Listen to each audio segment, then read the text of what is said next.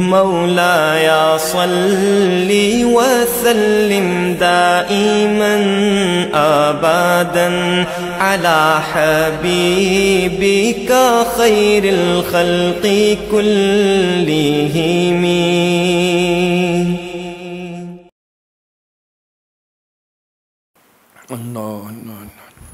अस्सलामु अलैकुम वरहमतुल्लाहि वबरकातुहू। अल्लाहु अकबर। अल्हम्दुलिल्लाहि रब्बिल आलमीन। अस्सलातु वस्सलामु अला खातमिल अंबिया'i वल मुरसलीन। फ़अऊज़ु बिल्लाहि मिनश शैतानिर रजीम। बिस्मिल्लाहिर रहमानिर रहीम। वज़क्किरहुम बिअय्यामिल्लाह। इन्नल्लाह अल्लाह अल्लाह यकीनन ये अल्लाह का फ़ज़ल और करम है कि अल्लाह पाक ने हम सब को अपने हबीब का उम्मती बनाया है। अल्लाहु अकबर अल्लाहु अकबर अल्लाहु अकबर। अल्लाह के हबीब सल्लल्लाहु अलैहि वसल्लम हमारे इस दुनिया में आने का ज़रिया है। इसलिए अल्लाह पाक ने फरमाया इन्नल्लाह व मलाइकतहू युसल्लूना अलन नबी या अय्युहल्लज़ीना आमनू सल्लु अलैहि व सल्लिमू तस्लीमा। अल्लाहुम्मा सल्लि अला मुहम्मद व आलिहि व बारिक व सल्लिम व सल्लि अलैहि। अस्सलातु वस्सलामु अलैका या सय्यदी या रसूलल्लाह व अला आलिका व असहाबिका या हबीबल्लाह। अस्सलातु वस्सलामु अलैका या नूर अल्लाह व अला आलिका व असहाबिका या महबूबल्लाह। अल्लाह ने अपने पाक कलाम में अपनी नेमत मिलने वाले दिनों को, अपने फ़ज़ल वाले दिनों को अल्लाह ने कहा ये मेरे अय्याम है, इनका ज़िक्र किया करो। अब इंसान दुनिया में आता है हुज़ूर का उम्मती बन के, वो अपनी दिन को याद करता है। इस दिन में आया था वो, जिस दिन कोई चीज़ संगे मील अबूर करता है उस दिन को याद करता है, इस दिन मेरा साथ ये हुआ था। अल्लाह इसी तरह अल्लाह पाक ने इस माह मुबारक में हमें ये धरती का टुकड़ा दिया जिसमें हम आज़ाद अपने रब के सामने झुक सकें, उसके हमारे लिए पसंद किए हुए रूल्स रेगुलेशन को, दीन को, ज़ाब्ता-ए हयात को हम अपने ऊपर नाफिज कर सकें और उसके मुताबिक ज़िंदगी गुजार सकें। ये जो चीज़ हमें अता होती है इसको वतन कहते हैं। जिस तरह हर नेमत जो बंदे को मिलती है, जिस तरह उससे उसका फ़ायदा होता है उतनी उसकी कदर और मंजिलत होती है। लेकिन जिस चीज़ का जितना ही ज़्यादा फ़ायदा होगा, जितनी ज़रूरत उसकी होगी, उतनी ही उसकी इज़्ज़त आबरू और उसके लिए उसके दिल में मोहब्बत और कदर होती। इंसान को अच्छा लिबास मिल जाए उसकी बड़ी कदर होती, अच्छा जूता मिल जाए उसकी बड़ी कदर होती। अल्लाहु अकबर। क्यों? उसका फ़ायदा ये है कि वो नरम है, इसके पाँव को अच्छा सुकून देता है, उसके साथ ये अपनी जगह पे आना जाना, इसका सफ़र आसान है। और वो धरती जिसके ऊपर रहकर इसका अपनी मर्ज़ी की, अपने मालिक की मर्ज़ी की तमन्ना के मुताबिक आज़ादी के साथ अपनी ज़िंदगी गुजारने की जगह हो, उसकी कदर कितनी होनी चाहिए। अल्लाहु अकबर। क्योंकि अगर वो बुनियाद ना होती तो ये बंदे की बाकी सारी आसाइशें किस काम की थीं? इसके पैर ही ना होते, टिके हुए तो किस काम की थी? इसलिए धरती माँ की इज़्ज़त जो है वो सबसे ज़्यादा। इसके ऊपर रहने के लिए तो सारी ज़मीन मौजूद है, किराए में भी रहता है, किसी का अपना मकान हो तो वो भी उसी तरह छत है, उसी तरह की दीवारें हैं, लेकिन उसके एहसास के अंदर में, उसकी कदर व कीमत के अंदर में, उसके मन के अंदर में कितना फ़र्क होता है। अपनी चीज़, उसको कितना ख्याल करता है, उसकी इज़्ज़त व आबरू का, उसके रंग रूप का, उसकी बाकी सारी चीज़ों का, उसकी खूबसूरती का, उसकी सारी चीज़ों का ख्याल करता है। तो ये मजमूई तौर पे जो वतन है, उस घर के अंदर में भी रहना इसने इतनी जगह पे है, लेकिन पूरे घर का ख्याल करता। लेकिन इसी तरह ये पूरी ज़मीन जो अल्लाह ने इसको अता की है, इसके साथ इसके दिल की क्या कमिटमेंट होनी चाहिए, ये भी इसके लिए ज़रूरी है। क्योंकि अल्लाह ने फरमाया लाइन शकरतुम लाज़ीदन्नकुम वलाइन कफरतुम इन्न अज़ाबी लशदीद। लेकिन कदर उसकी होती है जिसको इसने मुश्किल से हासिल किया। 77 साल गुजर गए। जिन लोगों ने उस वक़्त वो वक़्त देखे थे जब ये टुकड़ा उन्हें मिला था, जिन्होंने इसके लिए दिन रात एक किए थे, जिन्होंने इधर हज़ारों नहीं लाखों जानों का नजराना दिया था, लाखों इज्जतें लुटी थीं, लाखों सर कटे थे, उन लोगों ने जो लुट पुट कर अपना सब कुछ ख़ानदान के ख़ानदान उजड़ कर, कोई एक, कोई दो, कोई चार, कोई इस तरह बच बचा के इस धरती में पहुँचे थे। और वो जब वहाँ रहते थे तो धरती वो भी थी, वहाँ भी उनके मकान थे, लेकिन उन मकानों के साथ रहते हुए उनको अपनी अगली नस्लों का गम था। क्योंकि उधर रहते हुए वो पूरे का पूरा सलामती का जो कायदा कानून अल्लाह ने उसके लिए पसंद किया था, उसके ऊपर रहना मुश्किल था। वो कुर्बानी के वक़्त में अल्लाह के हुक्म की तामील करते हुए अल्लाह ने जो हलाल जानवर इसके दिए थे वो इनको ज़िबा नहीं कर सकते थे।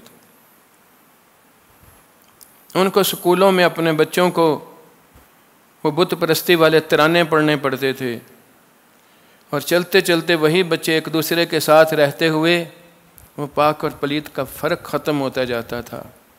इसके लिए रब ने लकुम दीनुकुम वलिया दीन कहकर अपने पाक कलाम में आमनु और बग़ैर आमनु वालों का फ़र्क बताकर वो शुरू से जो फ़र्क अल्लाह ने दे दिया था वो फ़र्क को ख़त्म होते हुए वो देखते थे।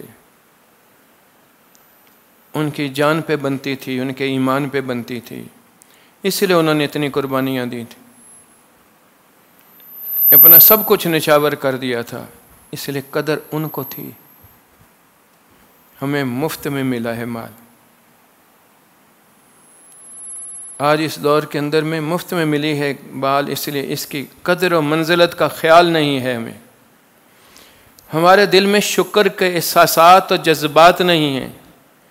हमारे लिए इसकी कदर और मंजिलत और इसके लिए इज़्ज़त व आबरू और इसका सामने अल्लाह के सामने झुकने की हमारे अंदर बात नहीं है। इसकी आम सी मिसाल है, किसी ने मेहनत मजदूरी कर करके अपने पेट में भूख बर्दाश्त कर करके अपने दिल की खुशियाँ पूरी किए बगैर, अच्छे कपड़े पहने बगैर, कोई और अपनी ज़िंदगी की मर्ज़ी के मुताबिक ज़िंदगी गुजारे बगैर, बचत कर करके इस तरह चीज़ कर करके उसने बड़ी मुश्किल से कोई चीज़ हासिल की हो, उसको उसका कितना ख्याल होता है। और जिसको विरासत में मिल जाए, वो बाप का माल उसको मिल जाए, वो गाड़ी हो, मकान हो, कुछ हो, उसको उसकी कदर होगी? उसको तो बैठे बैठाए मिल गया। लेकिन इसी तरह आज हमें स्वाए पुराने लोगों में बहुत कम रह गए होंगे, वो हमारे समेत, हमारी इतनी उम्रें हो गई हैं, मेरी उम्र से कोई लोग ही ज़्यादा होंगे इधर बैठे हुए। हमने भी ये चीज़ मुफ्त में देखी है, विरासत में देखी है। हमने वो वक़्त नहीं देखा जब लोगों ने, हमारे बड़ों ने इसके लिए अपनी जानें कुर्बान कर करके, अपने घर बार सारी निछावर करके ये चीज़ हासिल की थी। और ये रहमत जिस पे हो अल्लाह उसे चुनता है इन कामों के लिए, क्योंकि इसकी मकसद ला इलाहा इल्लल्लाह था। तो इसलिए इसके ऊपर रहमत अल्लाह की थी, और वह रहमत लिल आलमीन की ज़ात मुबारक इस काम के लिए आई थी कि इस दुनिया के अंदर में, ये सारी कायनात और ज़मीन के अंदर में अल्लाह की वहदानियत कायम कर दी जाए। इसलिए नज़रिया ला इलाहा इल्लल्लाह था, मुहम्मद रसूलुल्लाह, और उस नज़रिए ने वतन को भी जन्म दिया और उसमें बसने वाले ला इलाहा इल्लल्लाह पे अमल करने वाली मुसलमान कौम को भी जन्म दिया। इसलिए नज़रिया बुनियाद थी जिसने वतन भी दे दिया और बाकी सारी चीज़ें भी दे दी। अब कदर ना होने की वजह से नित नई बातें होती हैं, वो अपने अपने गिरोह के मुताबिक जो है, कौम के मुताबिक वतन माना जाता है। जबकि ये दर्ज जिनके था, उसने कहा कि सारे हिंदुस्तान ही नहीं, सारा जहां है वतन हमारा। ये मुसलमान के लिए, लेकिन वो टुकड़ा जहां पर ये रहते हुए चीज़ कर सकता है, वो इसका उसी तरह है जिस तरह इसके लिए एक घर हो। अब उस घर के अंदर में जितनी इसको आज़ादी है उतनी घर के बाहर नहीं है।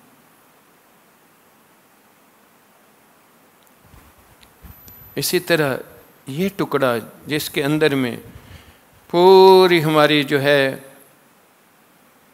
पाकिस्तान की पूरी ज़मीन, जिसके अंदर में हम आज़ादी से ला इलाहा इल्लल्लाह के मुताबिक ज़िंदगी गुजार सकें, ये वतन है हमारा। इसकी मैंने कदर और मंजिलत के बारे में चंद मिसालों से चीज़ें वाज़ेह की। अब हर कोई बंदा अपने दिलों में ज़रा धड़क सोच के देखे, ये विरासत में मिली, हमें मुफ्त में मिली है आज़ादी, ये किसके दिल में इसके लिए कोई ज़रा सा ख्याल है? नित नई बातें सुनने को मिलती हैं। इसलिए आज मैंने सोचा कि इसी मौजू पर जी, हम कहाँ हैं आज़ाद?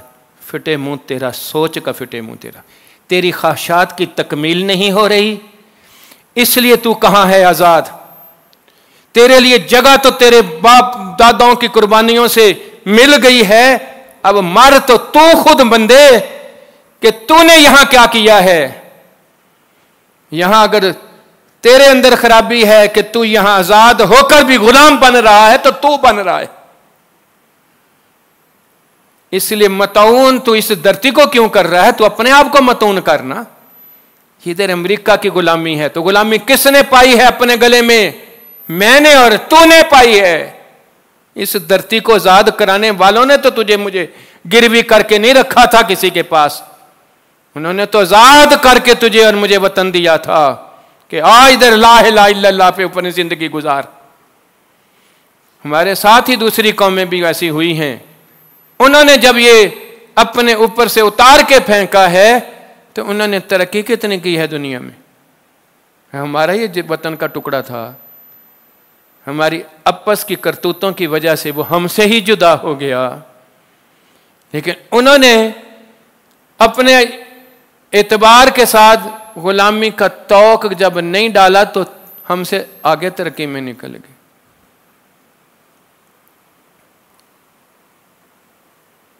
हम तो ला इलाहा इल्लल्लाह सबसे बड़ी हकीकत और सबसे बड़ी चीज़ के नाम पे आए थे। यहूदी भी आज़ाद हुए अपनी यहूदियत के नाम पे। उन्होंने किसी की गुलामी नहीं कबूल की तो पूरी दुनिया उनके हिसाब से किस तरह है।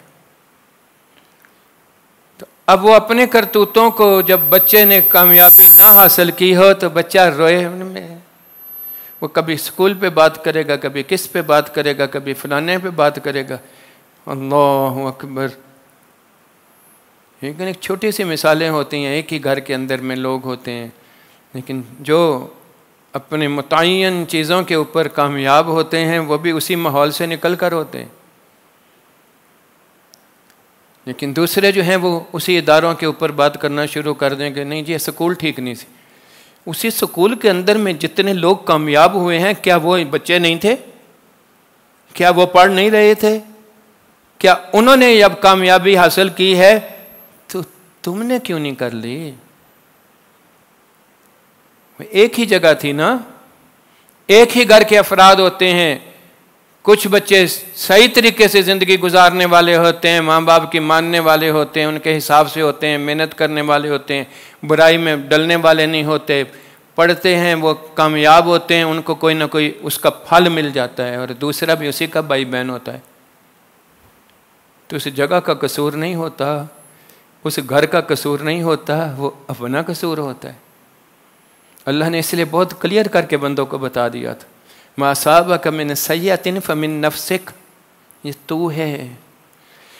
वो कल जो परसों दिन मना रहे थे तो उसके ऊपर बात हो रही थी, तो मुफ्ती साहब ने एक ने कहा वो जी इस तरह के लोग बातें करते हैं। मैं कहा अच्छा कल जुमे पे बताऊंगा मैं, ये हम कहाँ से आज़ाद हुए हैं, ठीक है ना। तू तो जब पैदा हुआ था उस वक़्त भी तू आज़ाद पैदा हुआ था, इस धरती के ऊपर पैदा हुआ था जहाँ ला इलाहा इल्लल्लाह तू कह भी सकता था, कर भी सकता था, अमल में भी आ सकता था, सब कुछ कर सकता था।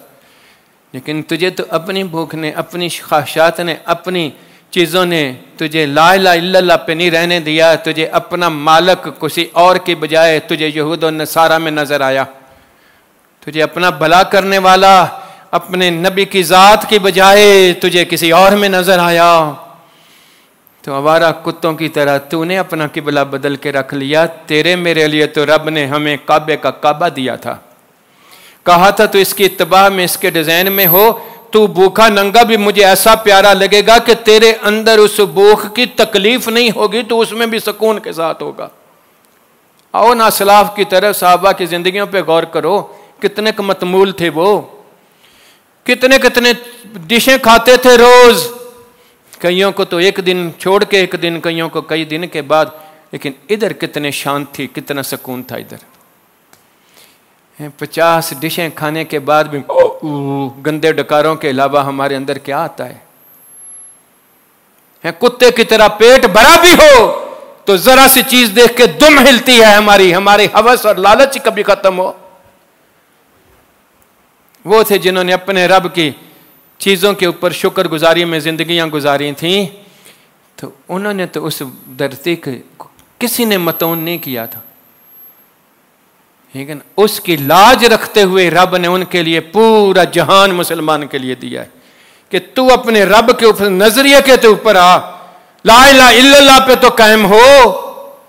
तेरा मालिक जो है, जिसको तू अल्लाह कह रहा है, वो पूरी कायनात को पैदा करने वाला है। अगर तू उसके अहकामात के ऊपर हो तो पूरी कायनात तेरे तसल्लुत के लिए है। अल्लाह अकबर।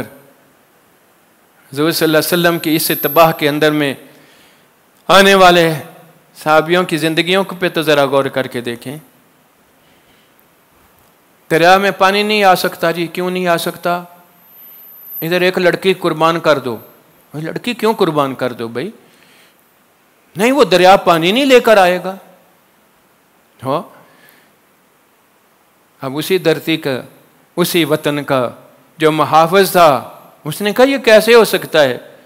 हमें पैदा करने वाला रब है, दरिया को पैदा करने वाला भी रब है, और ये अल्लाह ने हमारे लिए पैदा किया, इंसानों के लिए। उसने रुक्का लिखा, उसने कहा ओ तू अगर अल्लाह के हुक्म से बहता है तो मैं उमर तुझे हुक्म देता हूं, पानी लेकर आ। पानी आया कि नहीं आया? आज का हुक्मरान जरा कोई बात करके तो दिखाए, मुझे बारिशें नहीं हो रही, फलाना नहीं हो रहा। आज का हुक्मरान कहे ना या अल्लाह ये मखलूक तेरी, ये मेरे इसमें है, तो देर लगे। मदीना तैयबा में इसी तरह बात हुई। अल्लाह के रसूल सल्लल्लाहु अलैहि वसल्लम ने यूं हाथ उठाए, 8 दिन तक बारिश बरस रही। लोगों ने कहा या रसूलल्लाह, आपने फरमाया या अल्लाह इनको सराउंडिंग में ले जा। उस तरह चले गए या नहीं चले गए? अल्लाह अकबर। इसलिए जितनी बंदा अपने मालिक की ताबेदारी में होता है, कायनात पूरी उसके ताबेदारी में होती। लेकिन हमने खुद अपना किबला और काबा बदला, और फिर हम किस मुंह से इसको मतून करते हैं? क्योंकि हमें मुफ्त में मिली है जगह। इसलिए आज जिसके लिए उस वक़्त के लोगों ने भी संभाल के, अल्लामा इकबाल ने उस वक़्त कहा था ओए ज़रा नम हो तो मिट्टी बड़ी ज़रखेज़ है साकी। उसने उस वक़्त तुझे मुझे जवानों को शाहीन के लिए कहा था क्यों कहा था शाहीन के लिए? ज़रा थोड़ा सा गौर करके देखो। ये शाहीन जो है ये एक छोटा सा परिंदा है, उकाब जिसको कहते हैं। उसकी शक्ल व सूरत एक और परिंदे से भी बड़ी मुशाबा है, मिलती है। साइज़ भी एक तरह का है, शक्ल सूरतें भी एक तरह की हैं। उसको चील कहते हैं। अब चील जो है उसको जहाँ नज़र आती है छेछड़ा उधर मुंह मारेगी, नाले के अंदर से चीज़, मुर्दा चीज़ उसके अंदर में, फलानी चीज़ उसके अंदर में, इस तरह हर जगह के ऊपर वो मर रही होती है अपने पेट के लिए, और कई जगह पे मुर्दा पड़ी नज़र आती है। और वो शाहीन जो है वो ऊपर फ़ज़ा में रहता है। वो किसी की मरी हुई चीज़ नहीं खाता, वहाँ से देखता है, वहाँ से डाई मारता है और वहाँ से खुद हलाल चीज़ उठा के खाता है। मेरे आपके रब ने भी हमें कहा था कुलू वशरबू हलालन तय्यबन। हम शाहीन बने, हम तो चील बने। अब चील की कीमत क्या है? मुफ्त में मिल जाती है। उकाब की कीमत कितनी है? हजारों नहीं लाखों में है। अल्लाह, इसलिए अल्लामा इकबाल ने कहा तू शाहीन है। लेकिन हमने कौन सा अपने आप को शाहीन बनाया? हम सोचें न जरा, इस धरती में आजाद होने के बाद हमने अपने आप को आजाद माना ही नहीं। लेकिन इसलिए आज सबसे ज्यादा नाशुक्री हमारे अंदर है। वो जी मुल्क ने हमें क्या दिया? मुल्क ने तुझे रहने के लिए, इंसानियत के लिए, अल्लाह के ऊपर हुक्म मानने के लिए तुझे आज़ादी दी, तूने खुद आज़ादी को कबूल नहीं किया। तूने और मैंने खुद नहीं कबूल किया, ठीक है ना? तो फिर वो हाथ ना पहुंचे थे थू कौड़ी है। हमें अपने आप को मतौन करने की ज़रूरत है, खुद अपने आप पे गौर करने की ज़रूरत है। इसलिए अल्लाह जब नाशुक्री में आता है, बंदा इस तरह होता है, तो लाइन कफर तुम इन अज़ाबी लशदीद, ये हमारे ऊपर हमारी अपने अमाल की वजह से, किरदार की वजह से हम इस तरह हैं। और हमें इस नेमत की भी कदर नहीं रह गई। अगर ये नेमत ही ना होती तो हमारे लिए क्या बात थी, ठीक है ना? तो इसी तरह वो मुख्तलिफ किस्म की जो चीज़ें इसमें आएंगी, वो फिर अगर इसकी कोई खुशी का इजहार करने के लिए या इस तरह है, तो वो उसका तौर और तरीके वो हैं जो चीज़ को बर्बाद करने के लिए होते हैं। जिसकी इज्जत व आबरू कदर हो, उसको बर्बाद करने वाला निज़ाम नहीं किया जाता, ठीक है ना? ये लोग हमने किस लिए, हमारा कौमी तराना क्या, कौमी नारा क्या था पाकिस्तान का? पाकिस्तान का मतलब क्या? ला इलाहा इल्लल्लाह। अब खुशी के लिए हम अगर नारे मारें, लव लाभ में बैठें, बागें दौड़ें, क्या ये ला इलाहा इल्लल्लाह है? क्या ये ला इलाहा इल्लल्लाह है? ये तो 5 वक्त आज़ादी से नमाज पढ़ने के लिए था। कभी उन मुल्कों में जाओ ना जहाँ जी बड़े सेकुलर है मुल्क, हर बंदे को आज़ादी है जी इधर नमाज के लिए। ये मुसलमान जो रह रहे हैं उधर, इनसे पूछो ना, बहुत तहजीब याफ्ता लोग हैं। ये इंग्लैंड जो बहुत ज़्यादा तहजीब याफ्ता, और ये सारा मुसलमानों की मस्जिदों में अभी कत्ल व गारत इतना हो रहा है, किसी को पता है इधर?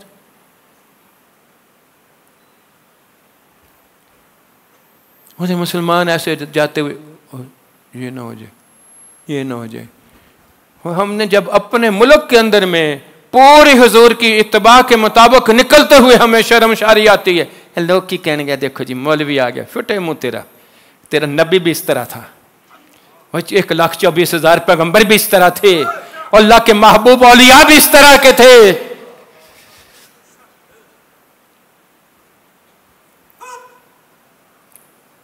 ठीक है, लेकिन तेरे अंदर वो अभी तक प्यार ही नहीं आया, अभी मोहब्बत और अदब भी नहीं आया, तो तुझे कहाँ से इसकी आज़ादी का ख्याल होगा?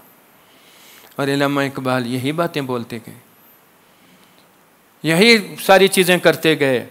अब अल्लाह चाहे तो किसी फासिक से भी काम ले लेता है, लेकिन अल्लाह चाहे तो अल्लाह ने चाहा और काम ले लिया, और लेने के बाद फिर जब बातें आती हैं तो फिर क्या बनता है? हमारे अकाबरीन, हम उन्हें निशाना बनाएंगे।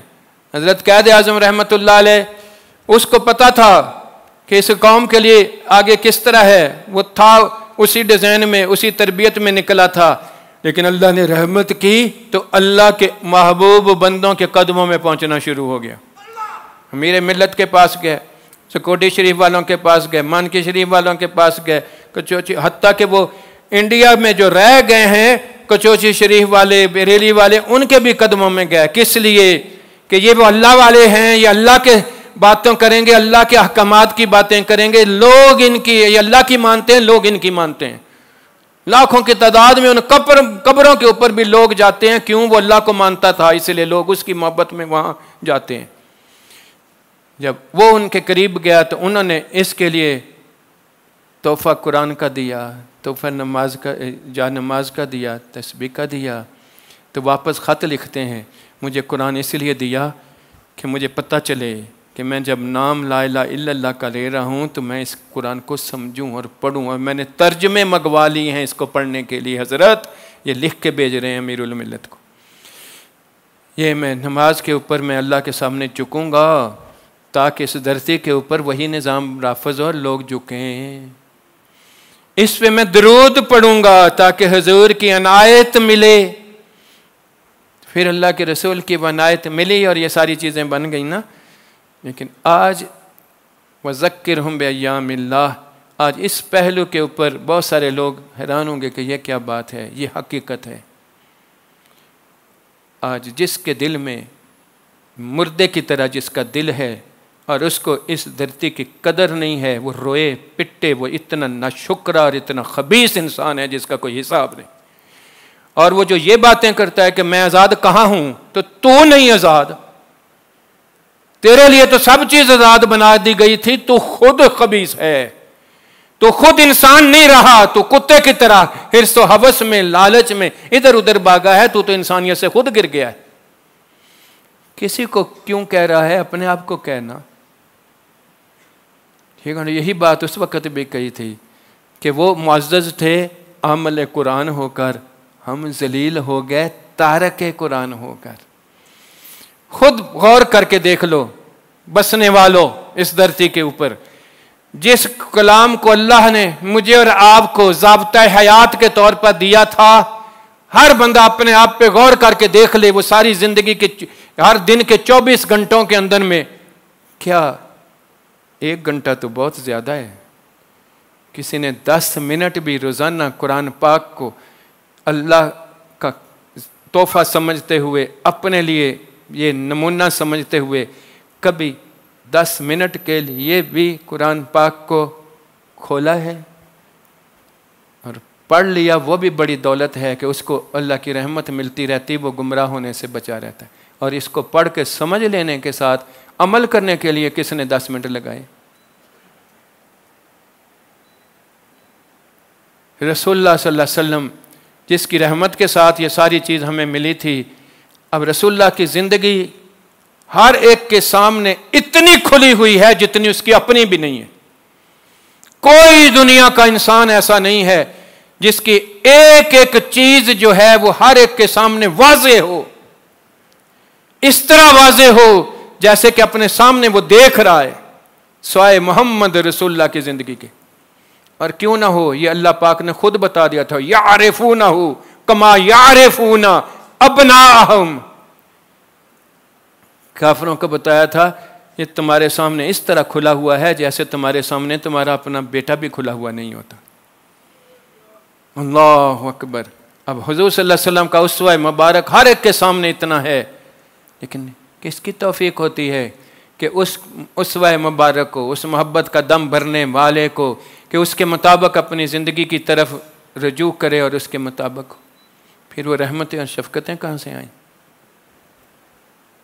कि जब वही धरती जिसमें रसूलुल्लाह सल्लल्लाहु अलैहि वसल्लम को अल्लाह ने मबूस किया था, वो हर हालत में अल्लाह के अहकामात को नाफिज करने था। रब को वो प्यारी कितनी लग रही है वो जगह ही, उसके तो तेरे पैदा करने वाले की कसमें खा रहा है, उस जगह की जहाँ तू पैदा हुआ। ला उक़सिमु बिहाज़िल बलद व अंत हिल्लुम बिहाज़िल बलद व वालिदिन व मा वलद। फिर जब अल्लाह के रसूल उधर चले जाते हैं जहाँ पर जाके दीन नाफज होता है, जहाँ पहली सल्तनत बनती है, अल्लाह अकबर, तो अल्लाह पाक की रहमत का उधर कितना नज़ूल हो जाता है। अल्लाह के रसूल फरमाते हैं, या अल्लाह, वो मेरे बाबा ने तेरा घर बनाया था तेरी इबादत के लिए, उधर यहाँ तेरा महबूब आ गया है। अल्लाह ने कहा इधर भी तेरी मेरी इबादत करेगा तो उसको इतना सिला होगा। हज़ूर सल्लल्लाहु अलैहि वसल्लम की दुआ के सदक़े से रब ने उससे भी बढ़ाकर कह दिया, अच्छा इतना होगा। अल्लाह अकबर। अब उस धरती के लिए रसूल अकरम सल्लल्लाहु अलैहि वसल्लम को कितनी मोहब्बत थी, जब ज़रा करीब आते थे तो सवारी तेज़ कर देते थे। फिर उसके लिए कितना बताया गया कि उसके लिए इस तरह की क्यों वहाँ पर अल्लाह के नबी की इमामत में नमाजें शुरू हुई थी, वहाँ अल्लाह का घर बने थे, वहाँ सारी चीज़ें इस तरह थी, वो निज़ाम राइज हुआ था।